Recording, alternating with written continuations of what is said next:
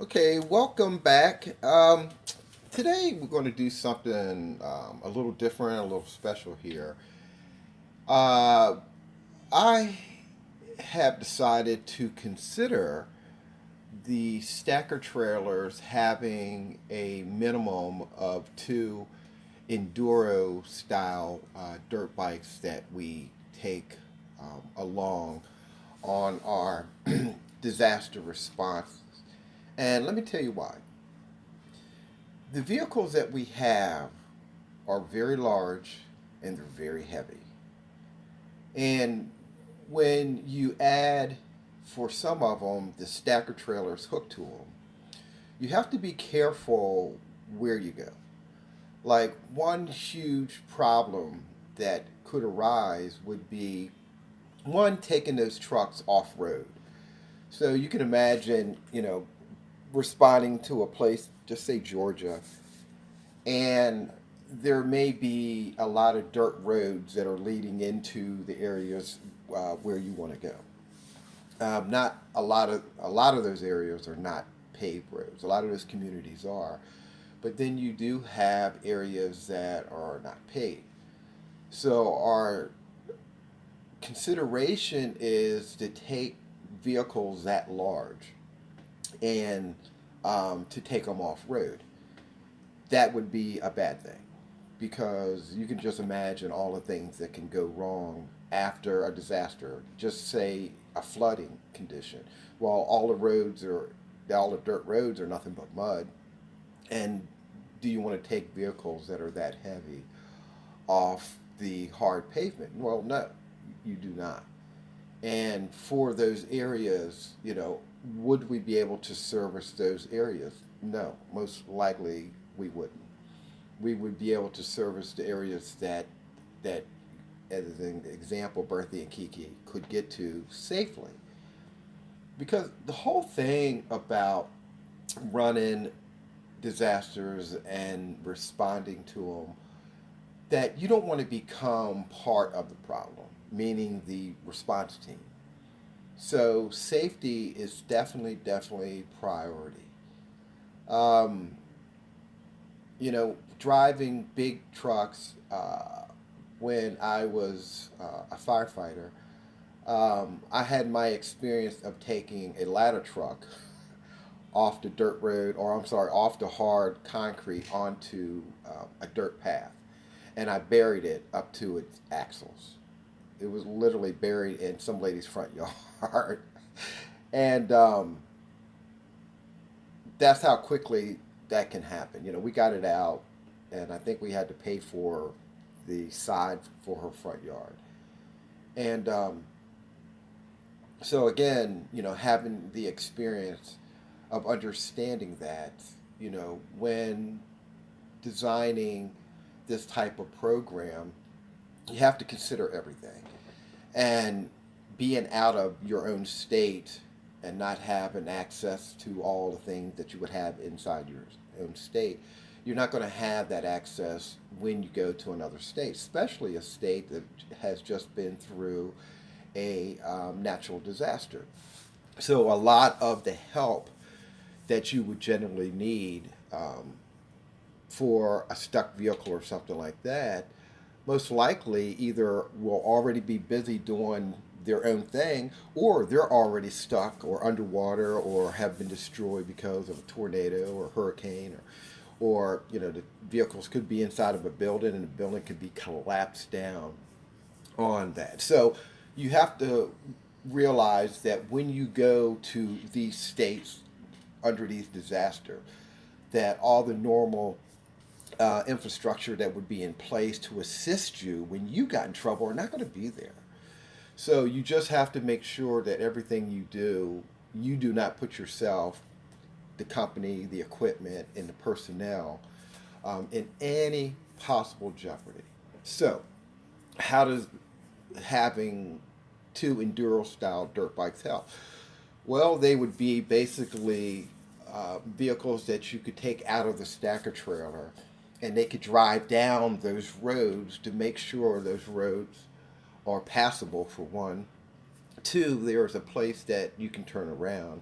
and three, that there is actually a road that can be traveled upon. And in most cases, you would discover that there isn't. Uh, Turning these big trucks around on dirt roads is almost impossible to be in a nightmare. Um, the standard that most likely we would use would be never take the trucks off of the hard road, right? Because you can do it, but then you're putting yourself and equipment, everything in jeopardy in a state that's just been devastating. So you could travel all the way to this location to assist, and 5 minutes after you're in that state, you can get stuck in the mud. And then you could be there for 3 days, and you don't do anybody any good. So we would have to be limited to, where we could go. So my basic policy thinking would be don't take the vehicles off the hard road, ever. And if so, you could only do it after you have scouted out that road up to 1 mile. So, meaning that if there's a place where we would have to go off the hard road, we shouldn't travel any more than 1 mile in. If we have to go 5 miles, 6 miles, 7 miles in, it would be a no for us. But before we turn and take our big rigs down that dirt road, we should really have a way to scout that out. And I learned that from this simulator because I don't know this GTA map, right? When I drive around this simulation map, I'm lost. Some landmarks are clear to me. I know where I am. But then there's a lot of part of the map that I just don't know. I haven't been to or haven't been there enough to be familiar with where I'm going. So if I pick out a location on the map and I'm simulating that is the area where Bertha and Kiki have to respond to, or let's say the tractor trailers have to go. The tractor trailers either go to the local fire department and park near that, or a police department. If you want to know the reasons why, if we go to an area and the communication goes down, cellular communication is down in that area, our trucks cannot communicate with each other either. Our cellular service is going to be down as well. But a map will always show us where the local firehouse is and where the police department is. So when Bertha and Kiki start in a community and cellular service goes down, they don't have to know where their supply trucks, meaning the tractor trailers, are. They know that they're going to be at one or the other closest firehouse or police departments. So I don't have to communicate with them. All I have to do is look at map and say, okay, this is where we're operating. I see there's a firehouse here, there's a firehouse here, and there's a police department here. I only have to drive to those 3 locations to find out where tractor trailers are. That is done so when cellular service is down, I always know where to find them at. Not only me, but also the advanced null team. So when they go to their location and they need supplies, they can do the same thing. So this whole simulation and what we're looking at is done in a way where we know that cellular service does go down after these incidents, and people cannot communicate with each other. But for us, it's not going to be a problem, right? What we're doing is very simple. If we can get into the neighborhood, Bertha and Kiki can do what they're going to do. The tractor trailers, all they have to do is go to the closest firehouse or police department in the same region where Bertha and Kiki are operating. Then, of course, the advanced null team doesn't go into the communities, but they are outside of the community, meaning at major intersections. And they set up there and they basically give out the same supplies, but What they're doing is they're capturing people that are in transition from from wherever they were at coming back home, or they're home and they're out seeking out water and supplies or something like that. Also, if they're not there on their street when Bertha and Kiki go up and down, people can say, well, we know that the advanced null team is up at the CVS parking lot. So you can actually walk up or get in your car or whatever. As long as they're still in the area, meaning Bertha and Kiki, the advanced null team is going to be up there as well. Once Bertha and Kiki feels like they have, delivered to, most of the areas in that community, then they can move on to the next community that will be one level up. Because remember, um, this whole Bertha project is designed to go directly to the lowest property value that has been devastated. The lowest property value. Doesn't matter where it is. A if it's a $1 million community and there's mansions all in that community, on the left side there's $10 million mansions, and on the right side there's $2 million mansions. Where do we start? We start at the $2 million mansions, and we hit that community first, and then we move up the ladder and work our way up to the $10 million mansions. So the best part about this is we are allowing not man to determine where Bertha and Kiki start. We are allowing nature to decide. Nature is going to devastate whatever community it wants to, right? All we have to do is saying, okay, nature, you decided to hit this community and this community and that community, maybe 5 different communities in a state. Nature has decided where we're going to start. We're going to start at the lowest property value wherever nature decided to devastate. And it's that simple. It's not even difficult. But we are the only organization that is designed to start at the lowest property value.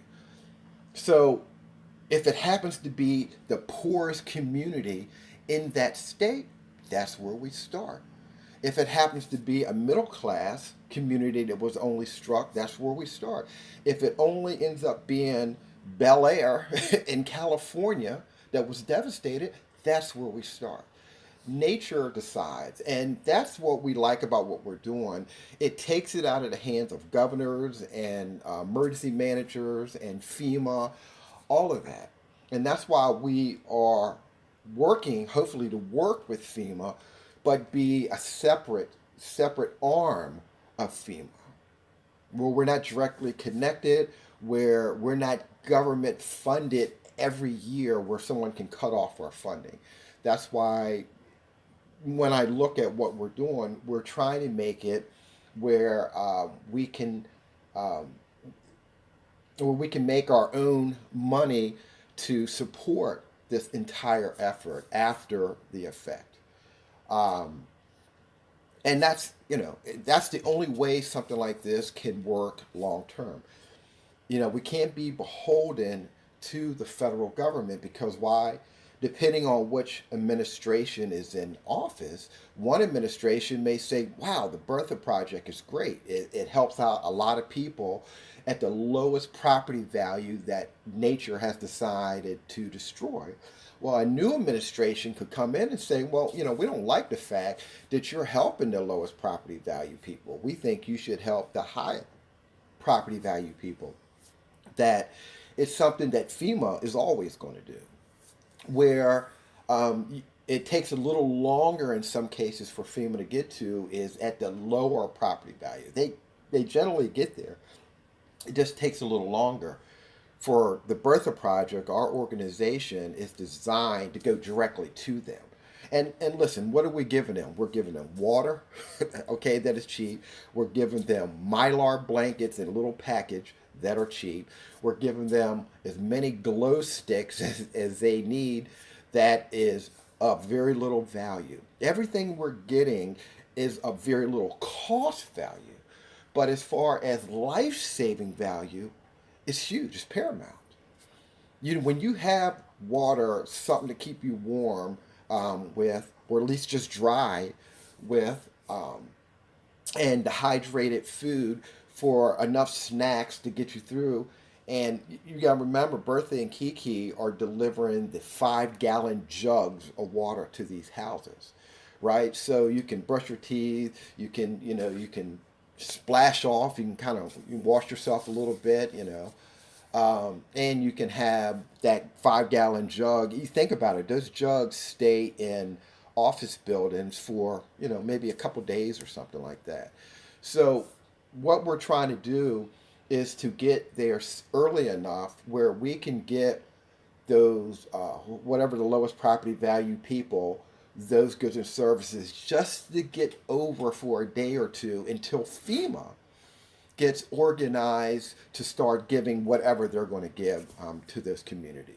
So the Bertha Project is really designed just to hold those people over, and to help FEMA out in a sense where FEMA can say, okay, listen, the Bertha Project, as an example, if you take, just Florida, and you looked at Windermere, and you go, okay, Windermere's hit, Celebration was hit, and then parts of Daytona were hit, right? And so when FEMA says, listen, the Bertha Project, they're already heading to Daytona. And anyone who's been to Daytona knows that, how many streets can Bertha and Kiki hit in a day in Daytona? Well, mostly almost all of them, right? I mean, you're just talking about taking a map out, looking at a grid, and driving up and down the street and deliver as much water as they have on them, and then going back to, in this case, wherever the closest firehouse is, or in this case, maybe it will be the racetrack. If we know that's where they're going to do, the tractor trailers are going to park, that would be fine. Long as we know where they're going to park, if the communication goes down, we don't have to go around and search for them being in different locations. And so that way, FEMA can focus on Celebration and Windermere area, and that's fine. And then once they get all their people in situated, then they can send whatever else they need to the Daytona area. But at least they will know that, hey man, the Bertha Project's already been down there, so those people are not suffering from the need of water and all of that stuff because those 5 gallon jugs have already been delivered to the majority of the houses. Will we be able to hit everyone? Will everyone get water? And will there be someone complaining and saying, well, I never saw Bertha and Kiki come down my street? Of course. That's the way it happens. If you get it, you're fine. If you don't get it, you're going to complain.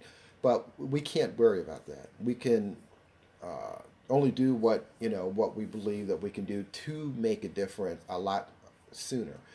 And that's what it's all about. But also, we have to make sure nothing happens to us. And those trucks are extremely expensive. And we cannot afford to bury them in mud and sit there for 2 days and not to be able to do anything.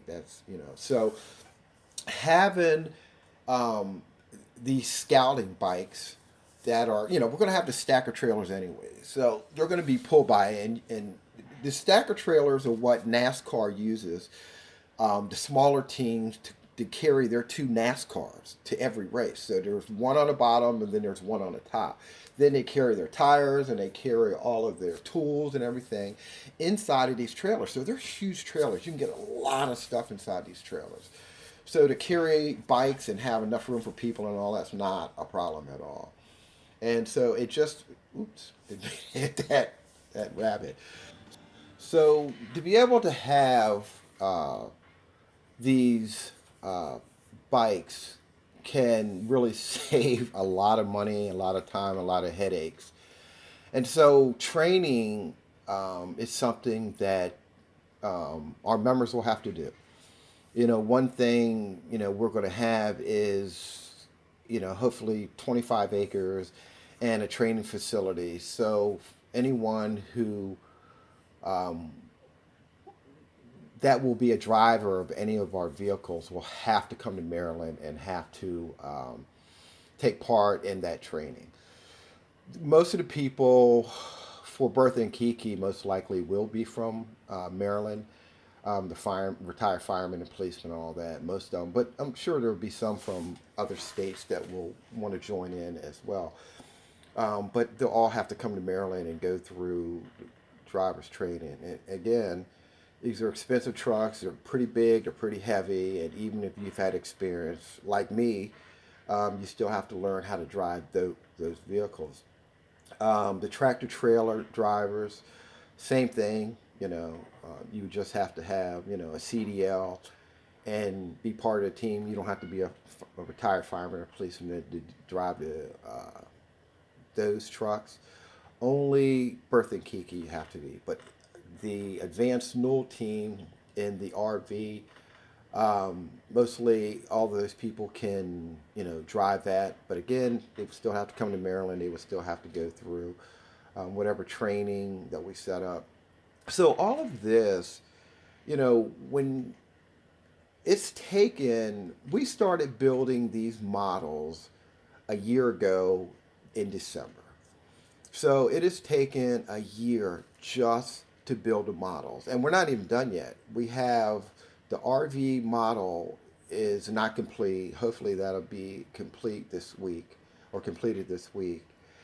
And then we have one more trailer that was done, but we had some problems with it, so it has to be redone because it's not working in the GTA 5. Like something about triangles. There's too many triangles, is what they call it, and the triangle count is way too high. It's over 100,000, and it's got to be lower than that. So the artist has to go back and make it a part of it a low poly count, I guess they call it. And so we're working on that, and then but the RV bus, crew member bus, was really the last one that we were considering, and so that should be coming. So training will be a big part, and so training, uniforms, and all that is part of our proposal. And but I just wanted to show you guys how basically using a simulator you really learn, because when I was driving the tractor trailers, there was a couple times on this map that I got lost and I couldn't find a place to turn around. I literally was stuck. And because of that, I realized, you know what? I need a way to have something to send out ahead to make sure that some of these roads have a place to turn around. And if not, we're not going to be able to get out. And they're safe enough. So there you go. Learn something more from the simulator that, we probably wouldn't even consider until it was too late. So you can imagine being in another state, getting these tractor trailers down a dirt road with no place to turn around. And I mean, literally no place to turn around, in no way. Even in the simulator, I couldn't do it. I literally had to go out of the game or, cheat and turn the thing around on my own. All right. So I hope you enjoyed that, and see you later. Ciao.